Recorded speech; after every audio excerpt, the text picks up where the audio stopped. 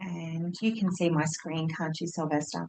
Yeah. That's okay. Well, I'm not going to introduce myself because you don't need that. Um, but for those of you that might be just listening to the recording, I am Dr. Nicole Brownlie, and I work looking at working with AI in teacher education, as well as working in AI and keeping the human in what we do, whether that's teaching or research.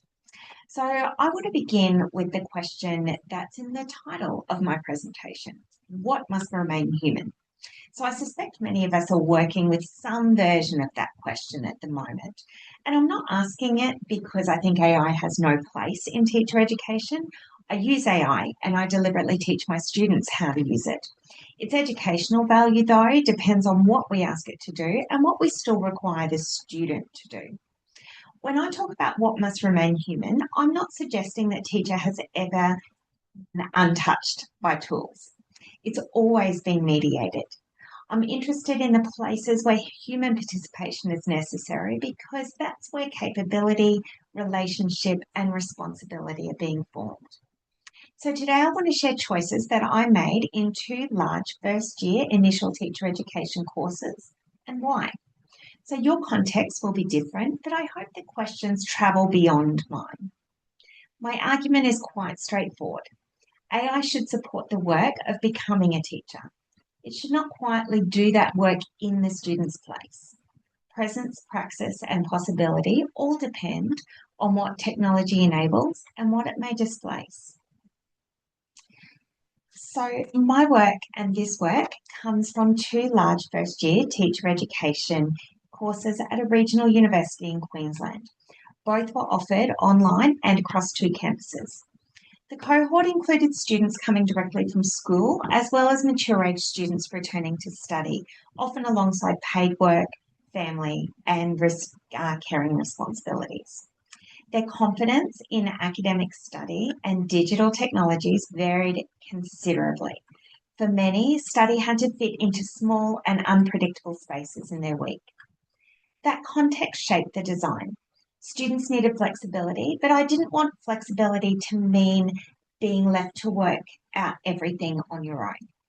We also needed consistency without assuming that everyone would engage in the same way, in the same time, and in the same place. Those of us who teach online have been thinking about presence for a long time. It's built through structure, communication, feedback, interaction, and opportunities to practice. AI just adds yet another layer.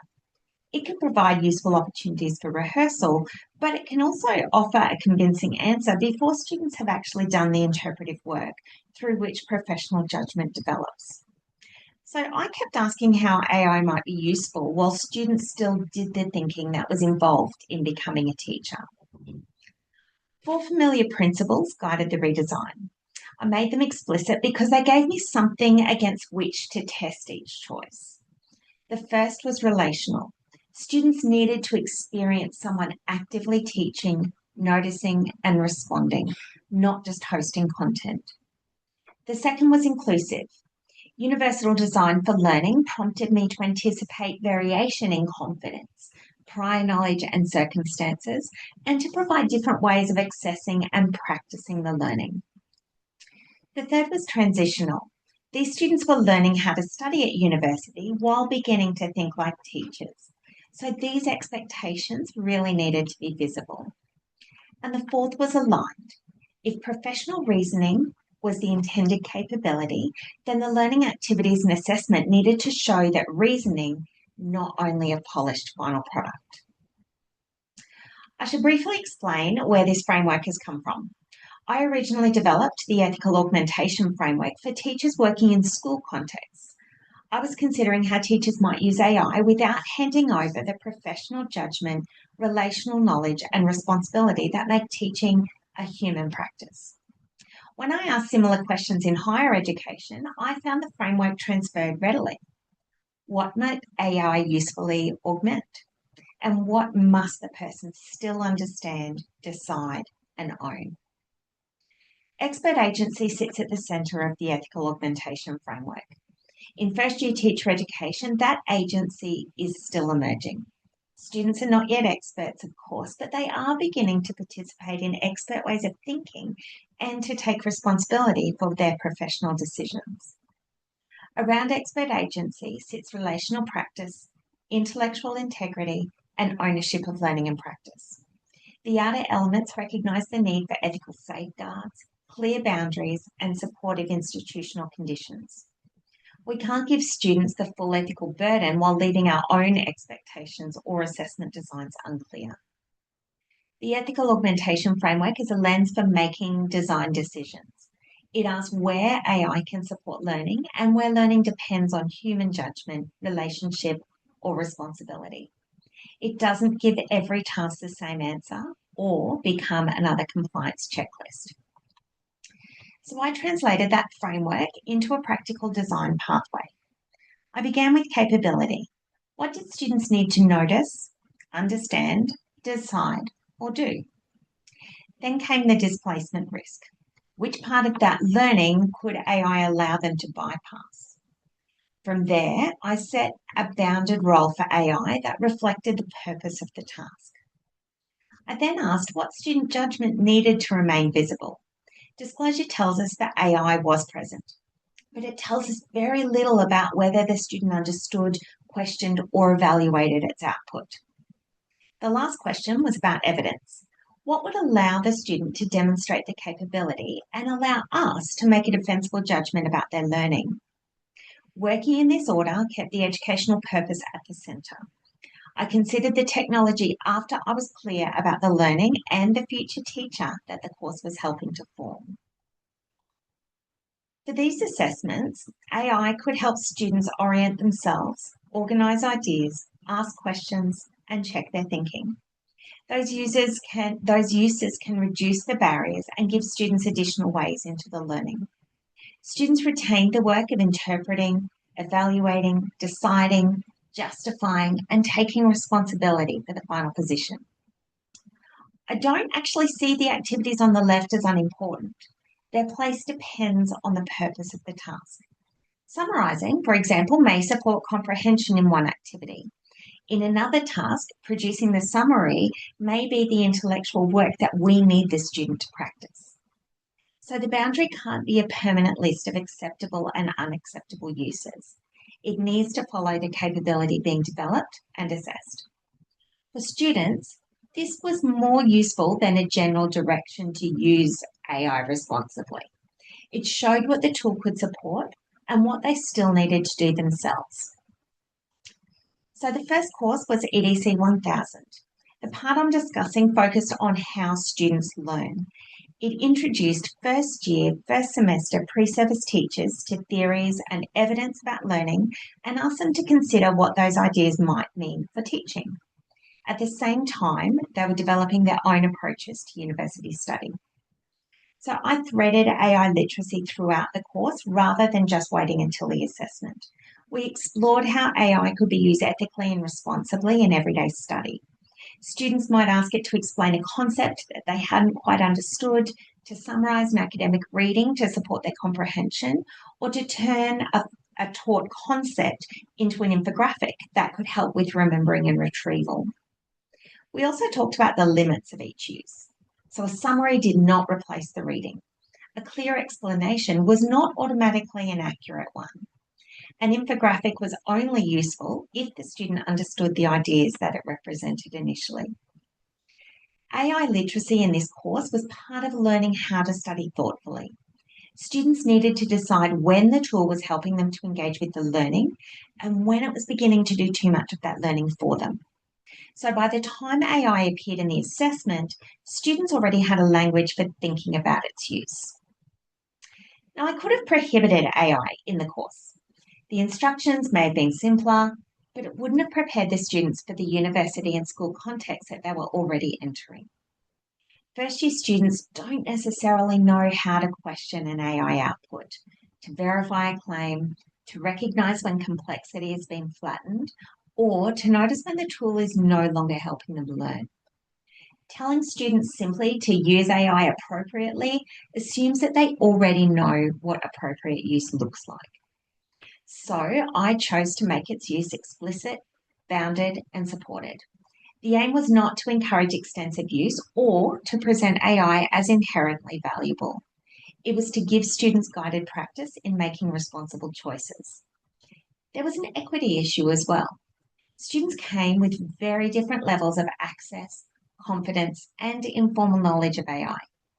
A prohibition would not remove these differences. So therefore, bringing AI into the curriculum made the expectations and support more transparent. So for their final assessment, students selected an early childhood, primary or secondary context relevant to their program. They then had one extended, continuous conversation with Gen AI to develop an explanation of how children and young people learn. They were expected to question, challenge, and refine the explanation using learning theory, course readings, and wider research. A major part of the task was recognising the limitations of a single explanation of learning and working towards a more integrated account. Students then submitted the full unedited transcript and a theory-informed teaching report of no more than 500 words. The report was actually the final iteration of the conversation. It needed to integrate multiple learning theories, explain the value of that integration, and identify implications for teaching in that student's chosen context. AI gave students something responsive to think with.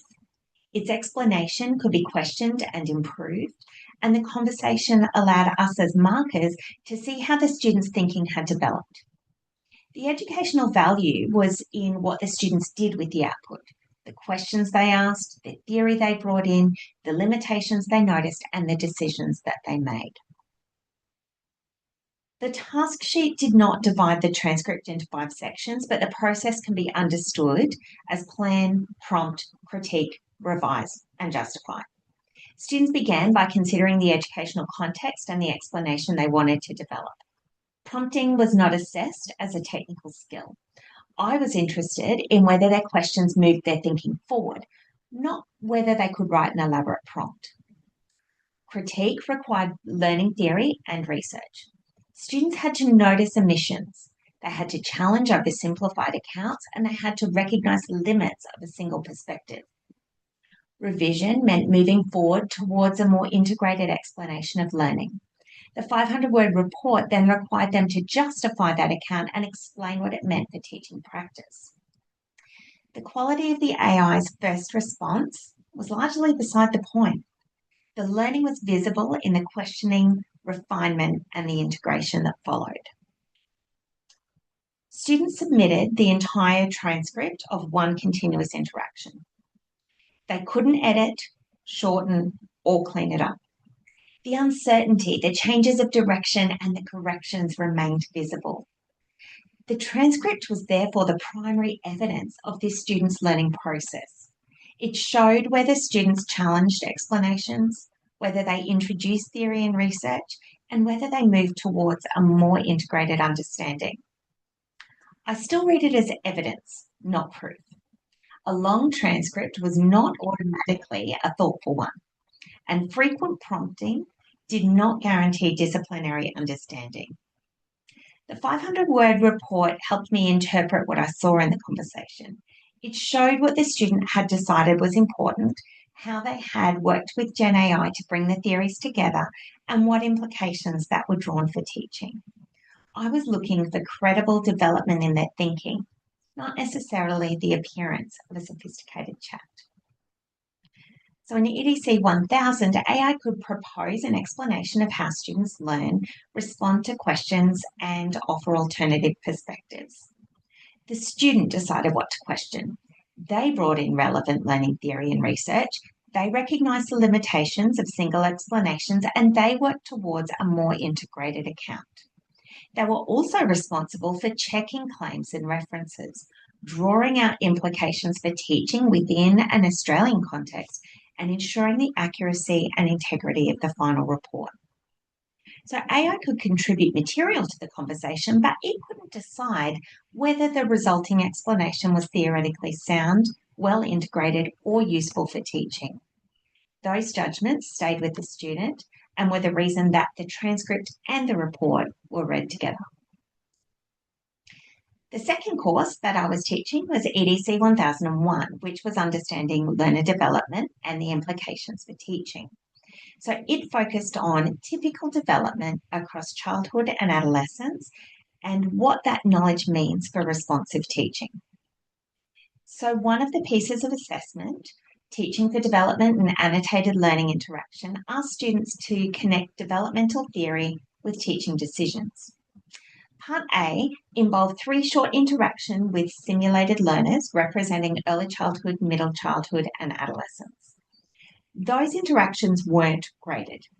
They provided the material for Part B, where students inserted 8 to 10 short annotations at particular moments in the transcript.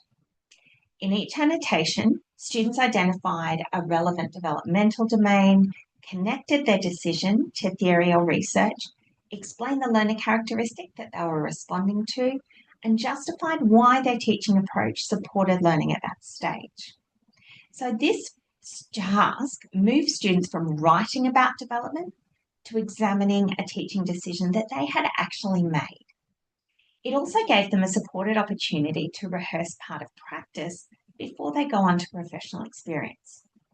Professional experience remains essential, but it can't carry the whole responsibility for learning to practice. So, along with another colleague and we created a chatbot character named Galena. In each context, Galena had been absent when a concept was first taught. The pre-service teacher was now working with her one-on-one to help her understand what she'd missed. Every student interacted with 3 versions of Galena: a 3-year-old, a 9-year-old, and a 15-year-old.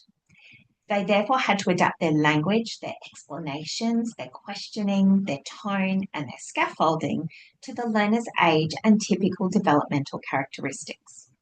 They also needed to respond if Galena was confused and try another way of explaining the idea. So a chatbot offered contingency that a static case could not. The learner responded to what the student actually said. It was repeatable and low stakes, so students could pause, reconsider, and try a different explanation. It also gave a large cohort across online and on-campus modes a consistent starting point without necessarily producing identical interactions. I drew here on Grossman and colleagues' work on approximations of practice. The chatbot reduced the complexity of a classroom so students could concentrate on adapting an explanation for just one learner. It provided rehearsal for a specific part of teaching.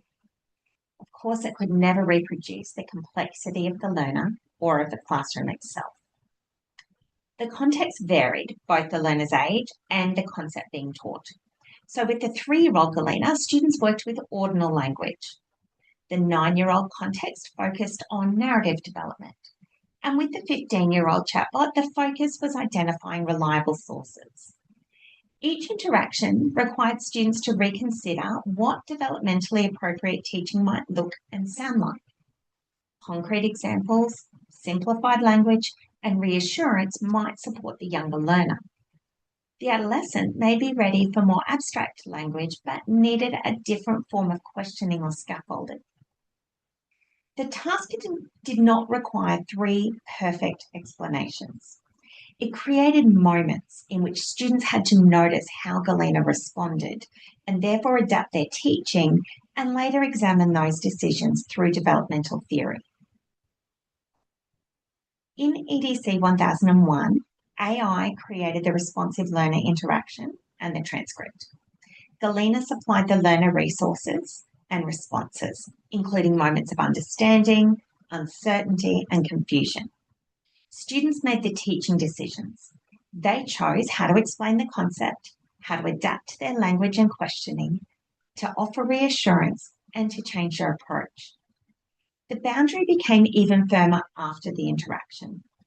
AI was permitted in creating the transcript, but students couldn't use it in the annotations apart from help with spelling and punctuation. They selected the significant moments, identified the developmental domain, applied theory and evidence, interpreted the learner characteristic, and justified their teaching decision. The simulation came from AI, the developmental reasoning and professional justification came from the student. Students submitted all 3 transcripts without editing the text. They then inserted 8 to 10 annotations, so in a Word document using the review pane, at the exact points where they had made a deliberate teaching decision. They needed at least 2 annotations for each galena and had to draw on at least 2 developmental domains across the task: cognitive, physical, or psychosocial development. Each annotation was only about 50 to 80 words. Students explained the relevant domain and the theory and the learner characteristic being addressed. So I was really looking for some sort of alignment between what they had been taught in theory and what this meant in practice for them trying to teach a student. Placing the annotation beside the teaching moment was important. A general reflection at the end would have made it easier to describe theory without showing how it had informed a particular choice. Students, again, were not marked on the length or the polish of the interaction, how Galena responded, or whether the explanation was perfect. The assessed work was their use of developmental knowledge to explain and justify their teaching choices. The transcript showed the moment. The annotation showed the thinking behind it. Universal design for learning and relational pedagogy also shaped this task. The interaction was repeatable, the situation was predictable, and the expectations were explicit. Students could practice adapting an explanation before choosing moments that they wanted to examine. That combination of consistency and flexibility supported a diverse cohort studying online and across 2 campuses. I wouldn't necessarily describe the chatbot itself as relational. It simulated responsiveness, but relationships sat elsewhere in how the task was introduced, the support students received, the opportunity to ask questions, the feedback, and the recognition that they were still developing professional judgment. The simulation, however, added an accessible opportunity to rehearse one aspect of teaching. It sat alongside dialogue with peers and teacher educators and, later on, this trimester, professional experience. The relationships came from that wider learning environment, not the chatbot. Across both courses, I kept returning to the tension between bypassing and extending learning. AI can make task completion faster, and sometimes that's useful. Students don't need to struggle unnecessarily with every part of every task. But some of the apparent inefficiency is the learning. Comparing ideas, sitting with uncertainty, deciding what matters, and revising a judgment all take time because professional capability is being formed. If AI produces an answer and the task just ends there, it can bypass that really important work. If the student must question and interpret and adapt and justify the output, AI may actually extend the learning instead. So I became less interested in whether AI saved time. I wanted to know what students did with the time or support that it created. Was there then deeper comparison? Was there more practice? Was there better feedback or more careful justification? If not, efficiency may simply mean that less learning occurred. I now use 6 questions when I'm working through an AI-enabled task. What capability should students develop? Where could AI displace that capability? Therefore, what bounded role can AI play? What judgment must remain with the student? What evidence will make that judgment visible and credible? And finally, what are their relational, ethical, and equity implications? I would expect the answers to vary across disciplines, tasks, and stages of professional preparation. The questions bring the conversation back to educational purpose and to the kind of learner and professional the design is helping to form. I offer them as prompts for our own professional judgment, not necessarily as another formula for AI use. I want to finish where I begin. AI should support the work of becoming a teacher. It shouldn't quietly do that work in the student's place. What must remain human is not everything. Students can use tools to orient themselves, organise ideas, rehearse, and check. Used thoughtfully, AI can make online learning more accessible and create useful opportunities for practice.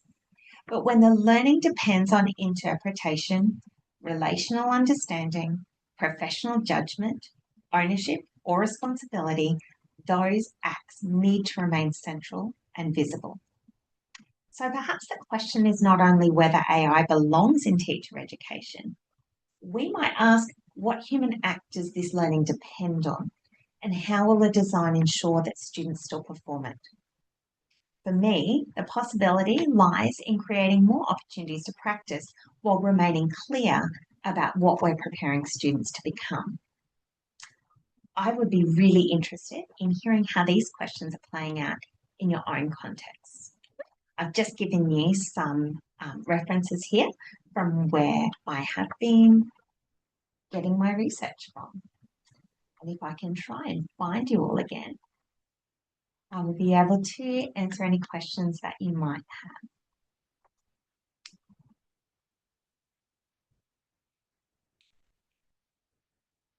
Did anyone happen to have any questions? Is anyone using AI in this sort of way in their teacher education courses?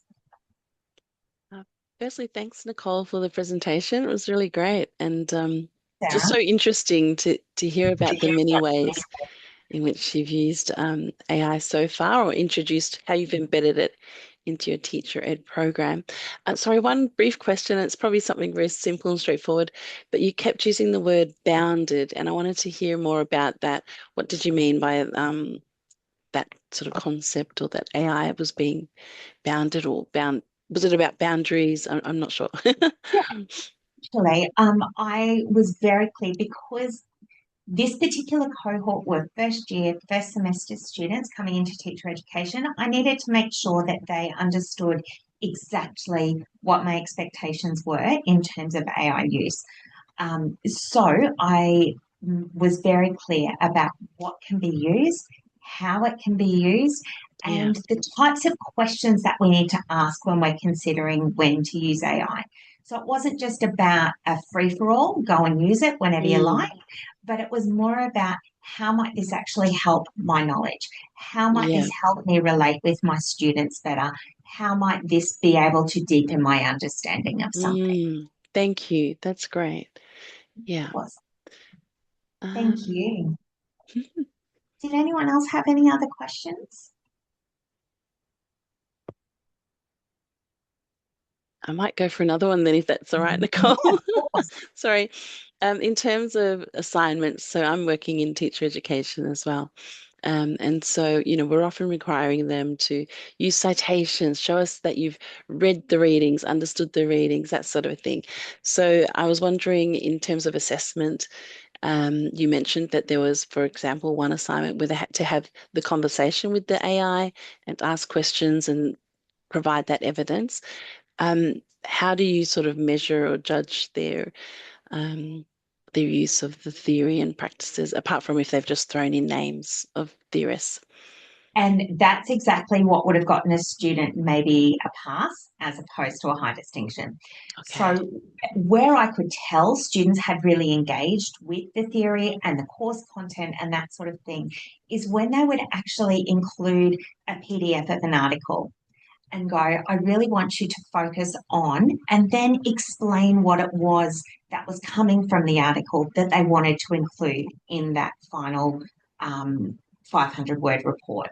And I did Mm, explain this to my students. I've said that, I don't just want you to say, use behaviorist view of learning and mm, now include a bit of constructivism. I want you to actually go research further, bring in some of the theories that we've spoken about, bring back those theorists that we've talked about, include them actually in your conversation and ask AI to be pulling that together.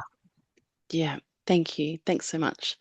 And I just really, what was key for me was how you said that, instead of using AI to bypass learning or to fast track things, that, students, you want them to perceive and understand that they can extend their learning.